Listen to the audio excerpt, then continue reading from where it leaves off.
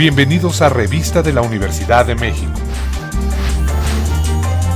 ¿Qué tal? Ya estamos aquí en Revista de la Universidad de México en su versión televisiva. Hoy está con nosotros Sara Šefčovič para platicar sobre el libro La suerte de la consorte, una edición de Océano, que por cierto nos ha enviado 2 ejemplares para regalar al público, así que comuníquense al correo electrónico que está ahora en nuestra pantalla. Nacho, ¿cómo te va? ¿Qué tal? Qué gusto estar aquí nuevamente. Bienvenida, Sara. Muchas gracias. Ahora sí que te iba a decir que es tu casa, pues si tú no eres egresada de la UNAM, nunca has salido. Nunca he salido. Nunca seré egresada más que para ir al Panteón. Sí, pero qué gusto. Yo quiero aclarar enseguida que es un libro, esta edición que acaba de sacar Océano, está actualizada. Entonces tiene el atractivo, además son 2 capítulos muy interesantes, Margarita Zavala y Angélica Rivera, que pues todavía como que planteas, pues no podemos juzgarla totalmente porque apenas lleva 1 año. Y cuando yo escribí el libro, cuando lo entregué a prensa, tenía como 6 o 7 meses apenas. Sí, bueno, vamos a ver. Pero te entrevistaste con ella. No. No te entrevistaste con ella. No, pero son 5 siglos. 5 siglos, desde la primera virreina y un poquito de antecedentes de la época prehispánica en la que no me metí evidentemente a fondo, pero además un poquito para poder entrar en lo que fue la conquista, la colonia y ya el papel de las esposas de los virreyes, luego la independencia y todo lo que es la situación de las mujeres en el siglo XIX, que es un siglo muy interesante porque como hay montones de presidentes, golpes de estado, días en que tienes un presidente en el desayuno, otro en la comida, otro en la cena, o 2 al mismo tiempo. Sí. Y las señoras son, y ellos de muy distintas clases sociales, de muy distintos lugares del país, entonces tienes un panorama bastante completo de lo que estaba sucediendo en ese momento social y culturalmente en México. Ese siglo fue muy interesante, me encantó. Luego la revolución, y sí, ya el trabajo muy concreto, porque siempre hicieron caridad y beneficencia, pero ya el trabajo concreto de asistencia social que empieza después de la revolución y que se muere ahora. Claro. Oye, por supuesto que tus retratos de las primeras damas son muy minuciosos, muy interesantes, pero también es un pretexto para hablar de otros temas, como la historia, ¿no? La sociedad, la cultura, en fin. En realidad es al revés. En realidad lo que quería yo era hablar de toda esa historia de México, que no es, digamos, la historia nada más política, sí, sino cultural, gastronómica, modas, canciones, la vida social. Y usar a las señoras como, digamos, como un lugar en el que cristaliza todo eso con nombre y apellido. Porque en realidad información concreta sobre ellas tengo muy poca. Por ejemplo, para la época virreinal me tardé casi 1 año en saber sus nombres. Y cuando hago la lista de nombres al final, hay algunas que te pongo, se llama así o así o así, porque sí, nunca pude dar con cuál era realmente. Sí, claro. Hay cuadros de todos los virreyes, era oficial que los pintaban, y de ellas nada más que en las últimas 2, que ya había fotografía. Entonces, en el siglo XIX ni se diga, localizar 1 gramo de información sobre ninguna de ellas. Entonces, por eso es que dije, bueno, mejor metemos todo lo que es la vida social y la situación del país y de las mujeres, y ellas, pues, con lo poco que pueda yo encontrar. Bueno, hay una línea que me parece muy reveladora, no me acuerdo en qué momento, pero lo leí, eso fue en la primera edición, en que dices, es que estas mujeres no existen en la historia de México. Así es. No existen en la historia de México. Yo creo que empiezan a existir a partir de finales del siglo pasado, si bien nos va, ¿eh? Sí, sí. Si bien nos va, porque un poco la esposa de Porfirio Díaz llamó mucho la atención, sí, pero después de la revolución otra vez se borran bastante. Y por ahí de los años 40, con la esposa de Miguel Alemán, que empiezan a tener ya un papel muy específico que jugar en la asistencia social, que es muy pequeño en ese momento, pero que va creciendo. Ya en la segunda mitad del siglo, con la señora López Mateos, que se crea el Instituto Nacional de Protección a la Infancia, que va a derivar en lo que hoy es el DIF, pasando por diversas etapas, es cuando ya, de alguna manera, ellas tienen un papel que jugar, pero tampoco nadie les hace caso.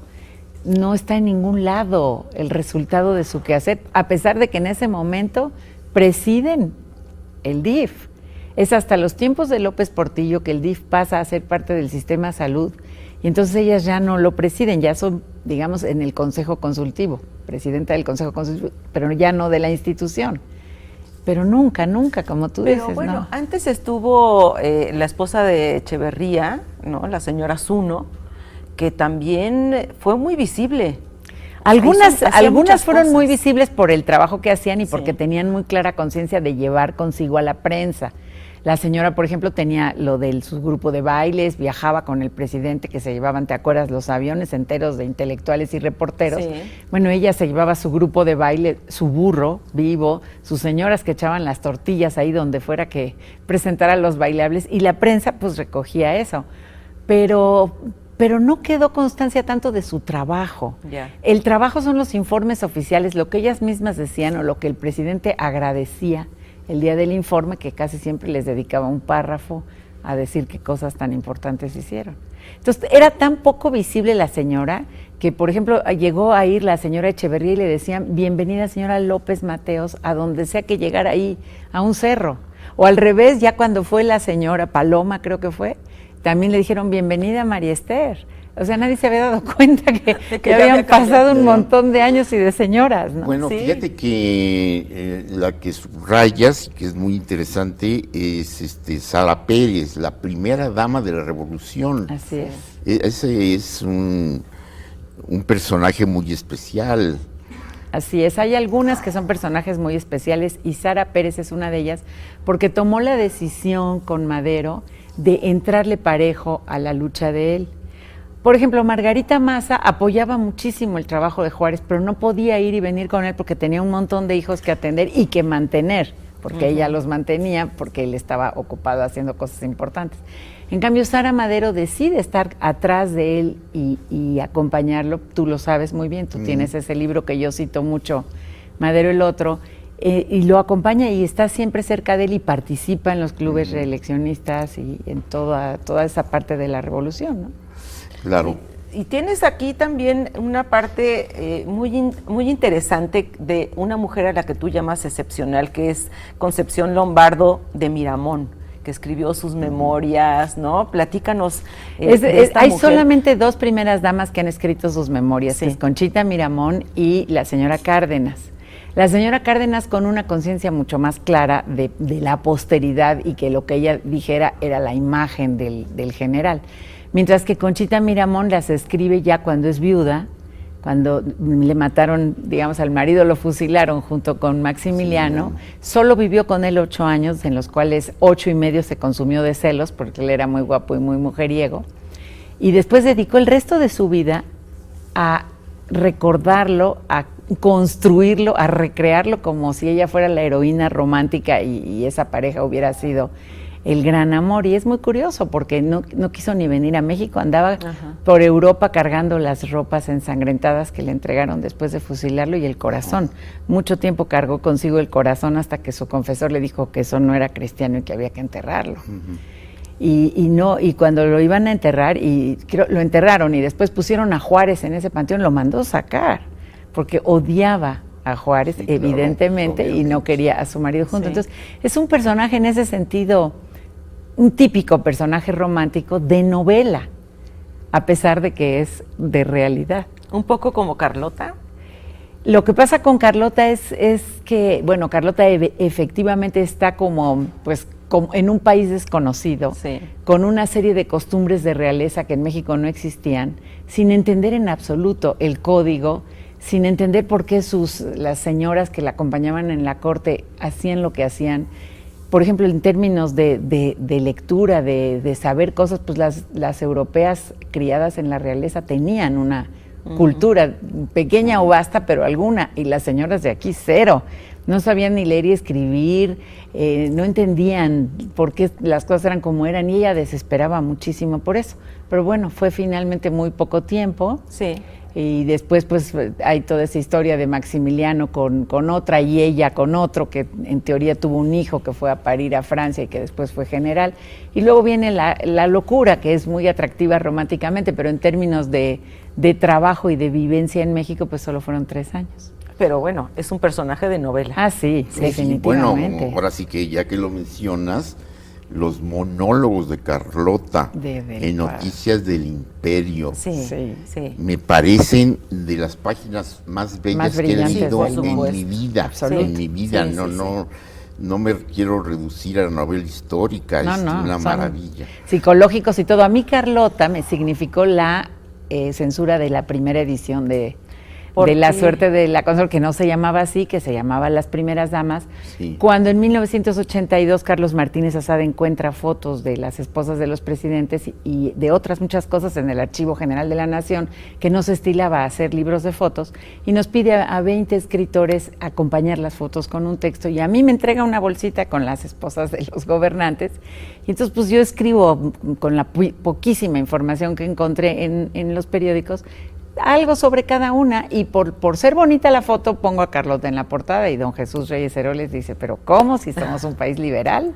Sí. Y tache, y el libro va a dar a una bodega censurado, junto con un libro en el que Jorge Aguilar Mora contaba un día en la vida del general Obregón, bastante poco siguiendo la versión oficial de lo que era Obregón, entonces a los dos nos mandaron a la bodega y nuestros libros se agotaron más rápido que ninguno, no, porque todo mundo se hizo de un ejemplar, pues sí. Y ahí empezó esta pasión mía por este tema, que dije, qué raro que pegue tanto y que se censure, y vamos a ver qué hay Pero atrás. hay que decir que también la investigación iconográfica de este libro es una maravilla. buenísima. Y Es de además Carlos, ¿no? creo que está aumentada. Sí, así es. En cada edición he hecho no solo aumentar los capítulos del momento, sino incorporar nueva información que he ido recibiendo. En la primera versión de este libro, como les digo, había muy poca información, pero cuando salió ya como libro en grande,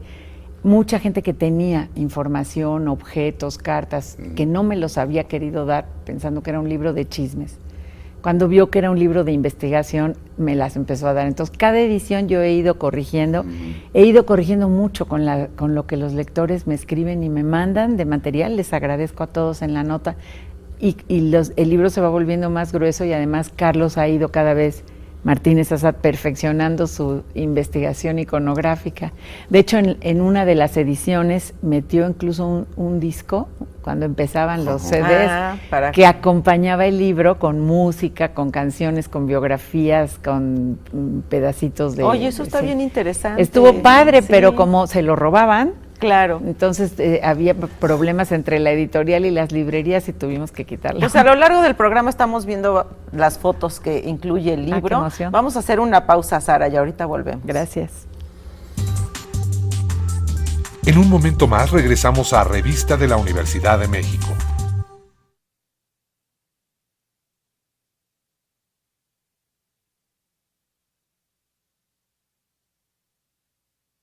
Ya estamos de regreso en Revista de la Universidad de México. Pues continuamos esta charla amenísima, interesante, histórica, con nuestra amiga y compañera universitaria Sara Sefcovic. Y yo quiero mencionar una anécdota sobre ella. Vivíamos en Cuernavaca, mi esposa Mirna y yo y Mati, cuando por no sé qué razón Mirna vino aquí a México y compró un libro. Y lo leyó y le entusiasmó y me dijo, léelo. Y lo leí, se llamaba Demasiado Amor. Qué libro más bueno, más me atrapó, cómo está escrito. Verdaderamente fue descubrir a una gran escritora. Gracias, Nacho. Que a partir de entonces, pues ya es como una familia los escritores. Y y ahí me divierten, me parecen muy sui generis. Compartimos una misma debilidad que también un día nos mandan a la bodega por Luis Espota. Así es. Verdaderamente yo... Una gran debilidad. Sí, yo lo estimo muchísimo. Fue el primero que me publicó un artículo en el suplemento del Heraldo de México y bueno, es uno de nuestros puntos de contacto que tenemos muchísimos. Y antes de continuar, quiero decirles que no dejen de llamar al teléfono que aparece en la pantalla. No, es correo. Es correo. Es correo electrónico. Perfecto, correo electrónico.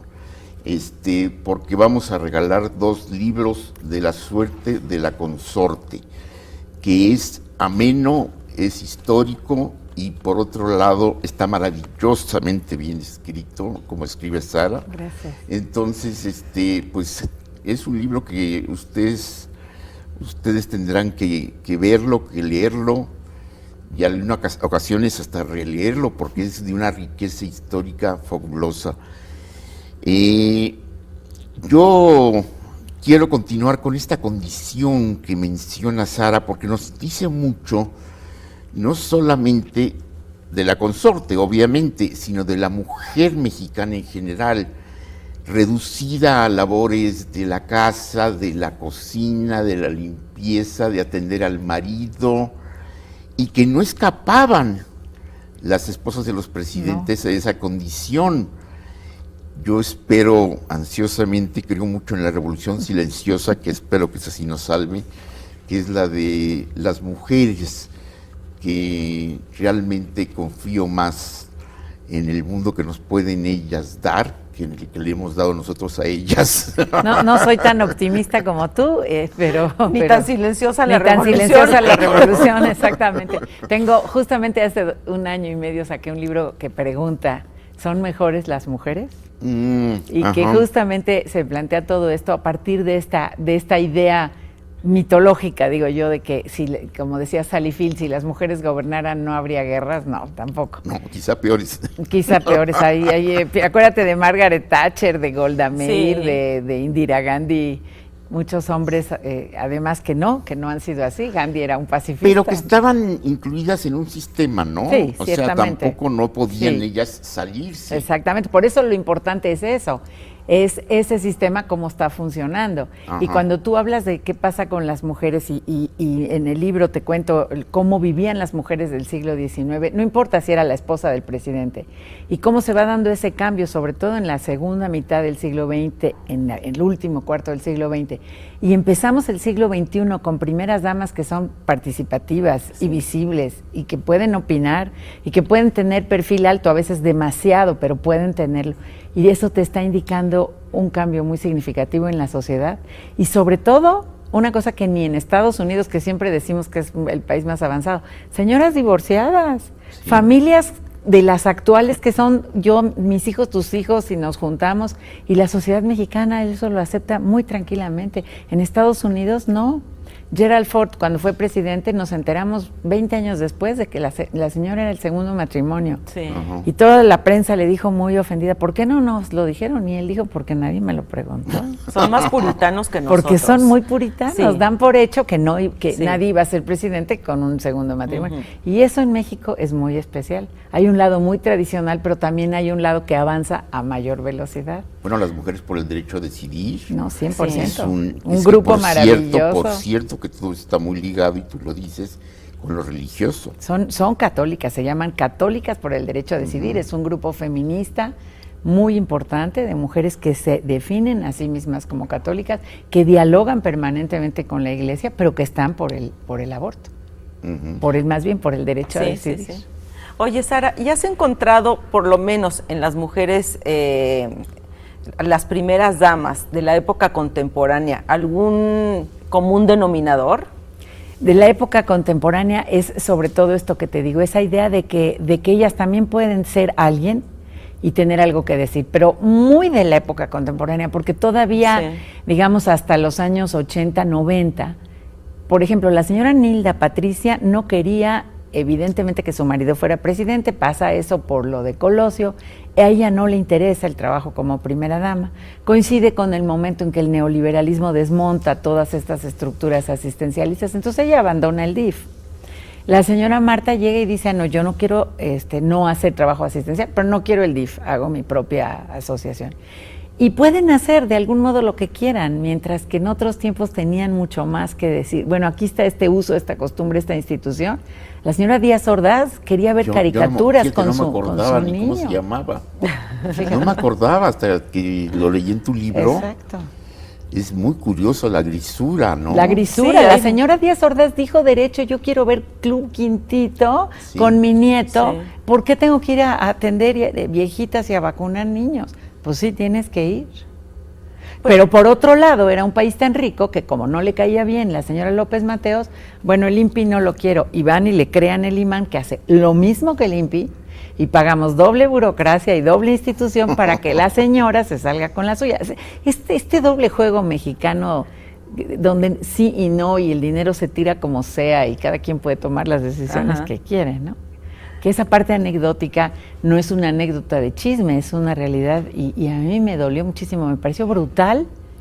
Al final, pues la señora que sigue unificó las dos instituciones y nace el DIF, pero esto de que tú te levantes y le digas a tu marido, no quiero esa, hazme la mía, es brutal, ¿no? Te habla de un México pues diferente, ya. Que hoy afortunadamente ya no existe.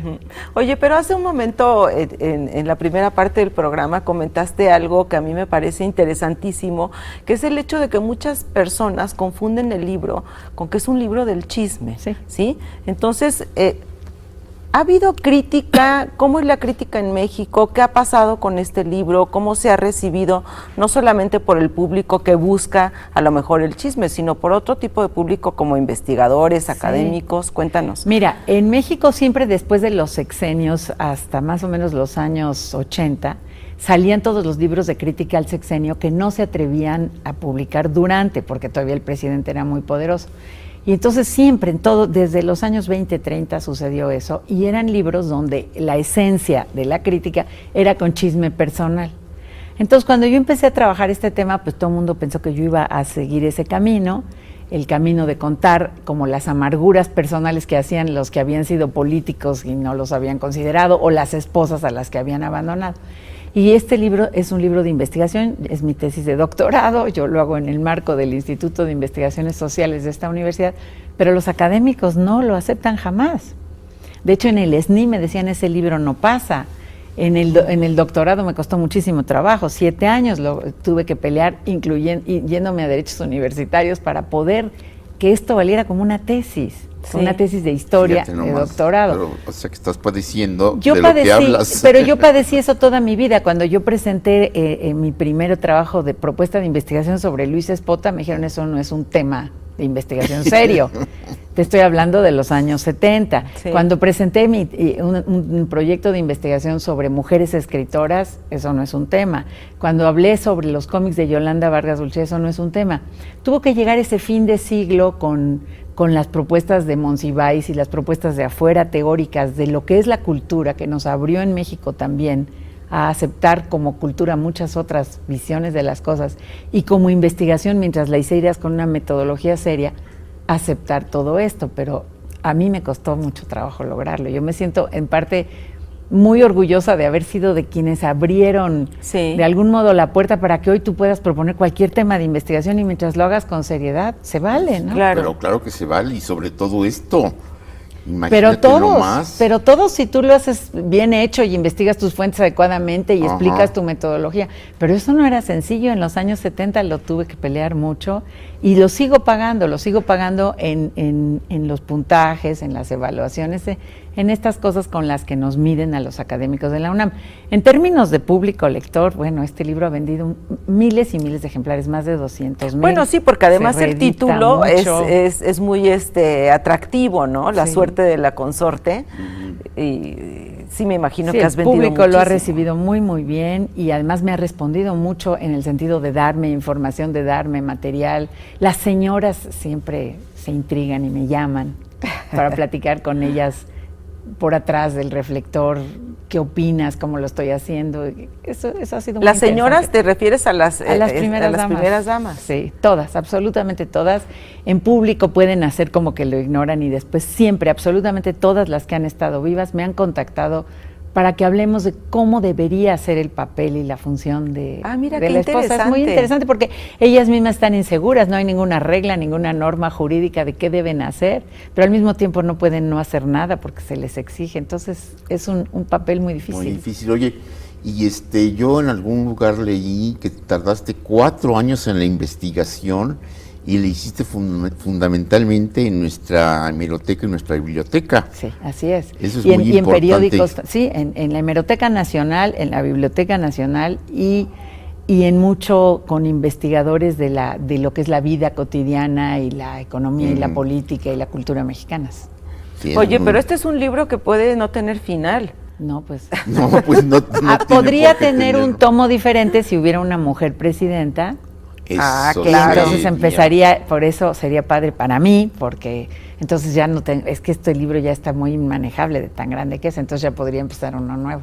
No, Oye, y con imagínate. estos avances que ha tenido la sociedad y de los que hemos hablado aquí, ¿tú crees que ya México está preparado para tener una mujer presidenta? La verdad no. La verdad creo que no. Todavía tenemos mucho la figura del varón ahí arriba. Papá gobierno. Papá gobierno. Y además, por ejemplo, ahorita con esta primera dama que está ahorita, hemos regresado mucho a la primera dama como ornato. Sí. Como acompañante como caminando un pasito atrás, como sonriendo nada más en las portadas de revistas sociales con la familia y no un trabajo de asistencia social realmente significativo. Entonces, ese regreso puede significar que todavía falta mucho, a pesar de que el presidente quiere meter las cuotas a fuerza y de que las mujeres en la política están muy activas. Sí. Bueno, espero estar equivocada. No, Ojalá. y espero que de veras, yo sí soy optimista en eso, espero que lo que yo llamo la revolución silenciosa empiece a hacer más ruido. Ya está haciendo ruido, sí. Pero ojalá y tuviéramos una mujer simplemente, bueno, como esperanza. Así como debería de haber obispas de Rafael Solana. Una mujer que tuviera agendas que nos parezcan importantes para el país. A mí me da igual el género de la persona que esté arriba, lo que me importa es su agenda. Cuando se trata de mujeres, tuvimos varias hemos tenido varias candidatas muy buenas. Buenísimas. ¿No? Sara, se nos terminó el tiempo. Quiero recordar que tenemos 2 ejemplares para regalar al público de La suerte de la consorte. Y para quienes se comuniquen a nuestro correo electrónico. Nacho, pues qué rápido se nos pasó el tiempo. Sí, hombre, pero también es que hablando con alguien como Sara, hay un tema tan apasionante, de veras apasionante, ¿Sí? Sin lugar a dudas. Sí, Sara, muchas gracias por haber estado. Nos descubres un mundo. Muchas gracias, de veras. Bueno, gracias. Lo descubriste desde demasiado amor. Muchas gracias. Gracias a ustedes también. Recomendamos mucho este libro de Sara Šefčovič y nos vemos la próxima semana aquí en Revista de la Universidad de México. Los esperamos la próxima semana en Revista de la Universidad de México.